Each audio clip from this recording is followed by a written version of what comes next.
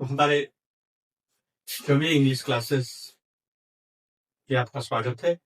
हम बार-बार कहते हैं, ये बात को कहते हैं कि भाई आप लगन से, ईमानदारी से मेहनत करें, पढ़ें और आगे बढ़ें। क्योंकि कहा भी गया है कि वर्क इज वर्शिप, कर्म ही पूजा है। और हमारे विद्यार्थी जीवन में हमारा कर्म क्या है? What is my work? हमारा यही कर्म है कि जिस नियत से, उद्देश्य से, अगर जिस काम में हम लगे हुए हैं उसको भली भांति निभाएं, प्रयास करें, परिश्रम करें।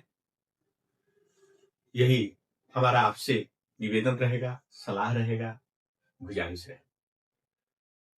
चलिए अब हम बिना समय गंवाए हम अपने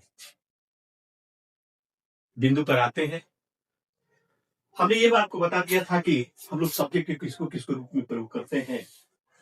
तो आज हम उस सब्जेक्ट के रूप में एडजेक्टिव को भी हमने बताया था कि adjective is used as a subject, अर्थात एडजेक्टिव को भी हम लोग सब्जेक्ट के रूप में हम लोग प्रयोग करते हैं। लेकिन आप लोग एडजेक्टिव का विशेष कर करके जब इसका क्लास करेंगे तो काइंड ऑफ एडजेक्टिव का डेफिनेशन बताएंगे। लेकिन हल्का फुल्का आपको बता रहे हैं कि जिस व्यक्ति या वस्तु के गुण या दोष या अवस्था का बोध कराता है उसको ही हम लोग एडजेक्टिव कहते हैं, विशेषण करते हैं, हिंदी में विशेषण करते हैं। अर्थात हिंदी में उसको बात को समझ लीजिए कि नाउन या प्रोनाउन या कोई भी वस्तु हो या चीज हो जिसकी विशेषता बताता है वही विशेषण है, वही एडजेक्टिव है। Adjective word is a word which qualifies noun और प्रोनाउन। जो नाउन और प्रोनाउन को क्वालिफाई करता है, उसकी विशेषता को बताता है, उसको ही हम एडजेक्टिव कहते हैं। अब जैसे मान लिया कि बुद्धिमान हुआ, स्वस्थ हुआ, ईमानदार हुआ, गरीब हुआ, जुआ हुआ, बीमार हुआ, ये सारा चीज जो है एडजेक्टिव है। लाल, पीला, काला, हरा, ब्लू, नीला, ये सब क्या है? एडजेक्टिव है। गोल, चौड़ा, पतला, दुबला, ये सब क्या है? ये सब एडजेक्टिव की ही श्रेणी में हम रखते हैं। अब जब इसी एडजेक्टिव को हम लोग एक सब्जेक्ट के रूप में प्रयोग करते हैं तो उसके पहले हम इस एडजेक्टिव को क्या करते हैं? नाउन बना देते हैं। और वह नाउन कैसे बनाते हैं भाई? इस एडजेक्टिव के पहले हम लोग क्या करते हैं? दी लगा देते हैं। तो दी प्लस एडजेक्टिव बराबर नाउन। और ये हमेशा जो होता है वह क्या होता है? प्लूरल फॉर्म में होता है। इसका भी जब सब्जेक्ट पर एग्रीमेंट बताएंगे तो विशेष करके कौन सा वर्ब किसके साथ लगता है यह तो हम बताएंगे। लेकिन दी प्लस एडजेक्टिव जब लगाते हैं तो ये क्या होता है? दी प्लस एडजेक्टिव, यहां हम लिख देते हैं कि दी प्लस एडजेक्टिव बराबर नाउन। दी प्लस एडजेक्टिव बराबर नाउन। और ये नाउन जो होता है हमारा प्लूरल। जैसे दीज, फिर एक बार कह देते हैं एडजेक्टिव को सब्जेक्ट के रूप में प्रयोग किया जाता है, लेकिन एडजेक्टिव को पहले दी जोड़ करके अर्थात दी प्लस एडजेक्टिव जोड़ करके और नाउन बनाया जाता है। जो हमने इसको स्ट्रक्चर के फॉर्म में भी आपको हमने बता दिया। अब यह नाउन जो क्या होता है भाई? यह नाउन प्लूरल होता है। जैसे हम लोग ले लेते हैं एक हमको घटना याद है कि बहुत सारे जो है वो हम लोग कह देते हैं कि भाई पुअर माने गरीब, तो इसमें लिख दिया हम पुअर में लगा दिए एस, तो पुअर हुआ, तो इसका मतलब गरीब लोग। ऐसा नहीं हो सकता। रिच में रिचेज लगा दीजिएगा तो धनी लोग नहीं हो जाते, क्योंकि ये एडजेक्टिव को जब हम प्लूरल तो बनता ही नहीं है। अगर प्लूरल बनता भी है तो उसके अर्थ में परिवर्तन हो जाता है। इसलिए ये आप बार बार अपने दिमाग में रख लीजिए कि मटेरियल नाउन एडजेक्टिव का कभी प्लूरल होता ही नहीं। अगर होता है तो उसके अर्थ में परिवर्तन हो जाता है। जो हम सिंगुलर और प्लूरल के जब नियम बताएंगे उसमें विशेष करके इसके भी बारे में हम चर्चा करेंगे। आज दी प्लस रिच, दी रिच अर्थात धनी लोग, दी प्लस पुअर बराबर दी पुअर गरीब लोग, दी प्लस यंग, दी यंग जुआ लोग, दी प्लस सिक, दी सिक बीमार लोग, और दी प्लस वाइज, दी वाइज बुद्धिमान लोग।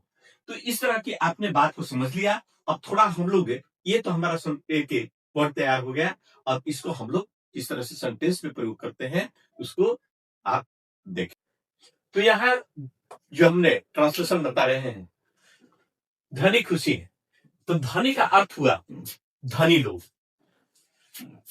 तो इसका हम लोग ट्रांसलेशन बनाएंगे, द रिच आर हैप्पी, गरीब दुखी है, इसका गरीब का मतलब हुआ गरीब लोग, द पुअर आर अनहैप्पी, रोगी लाचार है, इसका मतलब रोगी लोग, द सिक आर हेल्पलेस, धनी बेईमान है, इसका मतलब धनी लोग, द रिच आर डिसऑनेस्ट, गरीब दयालु है, इसका मतलब गरीब लोग, द पुअर आर काइंड, बूढ़े कमजोर होते हैं, द ओल्ड आर वीक, जुआ भ्रमित है, द यंग आर कंफ्यूज्ड, बूढ़े लाचार होते हैं, द ओल्ड आर हेल्पलेस, रोगी लाचार होते हैं, द सिक आर हेल्पलेस, बुद्धिमान लोग घमंडी नहीं होते, the wise are not proud.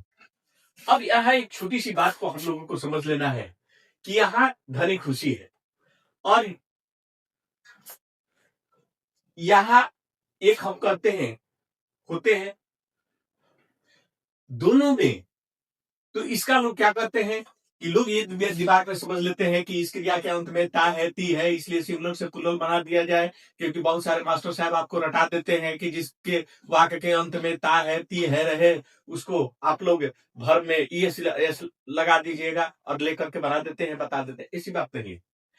दूध उजला होता है, पानी गर्म है, या पानी ठंडा है, या पानी ठंडा होता है, दूध उजला होता है, चीनी मीठी होती है, इस सारी होता है होती है, इस पर आप लोगों को सबसे बहुत बड़ा एक ध्यान देने की जरूरत है। तातिथि पर मत जाइएगा, क्योंकि उसमें रहता है कि क्रिया के अंत में तातिथि हो, तो जिस क्रिया के अंत में तातिथि हो इसलिए उसका प्रयोग उस तरह से, ठीक है, V5 जोड़ करके बना दीजिए, V1 लगा दीजिए, वो दूसरी बात है। लेकिन इसमें आपको यही बात को देखना होगा कि एडजेक्टिव है या क्रिया है। तो यहां पर आप देख रहे हैं कि ये जो है कमजोर होते हैं, यहां पर एडजेक्टिव है, बूढ़े लाचार होते हैं, लाचार एडजेक्टिव है, रोगी लाचार होते हैं, लाचार जो है एडजेक्टिव है, और बुद्धिमान लोग घमंडी नहीं होते, एक घमंडी जो है एडजेक्टिव है। इसलिए जब भी आप एडजेक्टिव का जो प्रयोग कीजिएगा तब सिर्फ मात्र यही स्ट्रक्चर को लगाइएगा, subject plus is, am, are, was, were और प्लस एडजेक्टिव, चाहे होता हो, होती हो, कुछ भी हो। इसलिए आप सीधे इस तरीके से आप बनाने का कष्ट कीजिएगा। हम आज का क्लास यहीं पर आपका स्थगित करते हैं। हम आशा नहीं पूर्ण विश्वास करते हैं कि आप भाई भली भांति आप देखते होंगे, सुनते होंगे, समझते होंगे, लेकिन बड़ी दुख की बात है कि आप किसी प्रकार का हमारे साथ कमेंट नहीं करते हैं, ना हमको किसी प्रकार का प्रोत्साहित करते हैं। इसलिए मैं बार बार निवेदन आपसे करता हूं कि मैं जानता हूं कि सूरज की रोशनी का कोई वैल्यू नहीं होता है, नदी की पानी का कोई वैल्यू नहीं होता है, और जब वही जो है आप घर में जब बिजली जलाते हैं, पैसे से पानी खरीदते हैं, तो उसका मूल्यवान होता है। आप अपने मेंबर फैमिली को बार बार यही बात को कहते हैं, इंगित करते हैं कि नहीं भाई पानी मत बर्बाद करो, ये बल्ब जो है इलेक्ट्रिक मत बर्बाद करो, लेकिन सूरज की रोशनी कितना हो बर्बाद हो जाए, नदी की पानी कितना हो बर्बाद हो जाए, फ्री पैसे का नल का पानी कितना हो बर्बाद हो जाए, लेकिन आप उसको कंट्रोल करने के लिए आप तैयार नहीं होते। क्यों?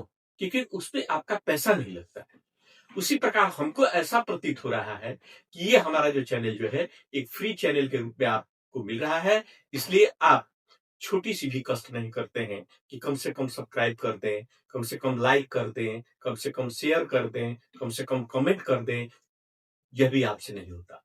लेकिन यही जब आपको ऑनलाइन क्लास मिलने लगेगा तो आप पैसे भी जमा कीजिएगा, पैसे से भी पढ़िएगा और यही जो है आपके लिए मूल्यवान हो जाएगा।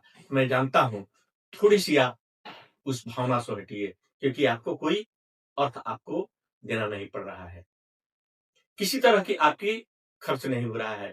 थोड़ा सा मुफ्त का भी अगर जो आप फायदा उठा रहे हैं, लाभ उठा रहे हैं, तो एक छोटी से काम कीजिए, उसको प्रोत्साहित कीजिए और वह प्रोत्साहन आप सब्सक्राइब, शेयर, लाइक, कमेंट से ही कर सकते हैं। इसलिए मैं बार-बार गुजारिश करता हूं कि भाई आप इस पर ध्यान दें ताकि मेरा भी मनोबल बढ़े। धन्यवाद।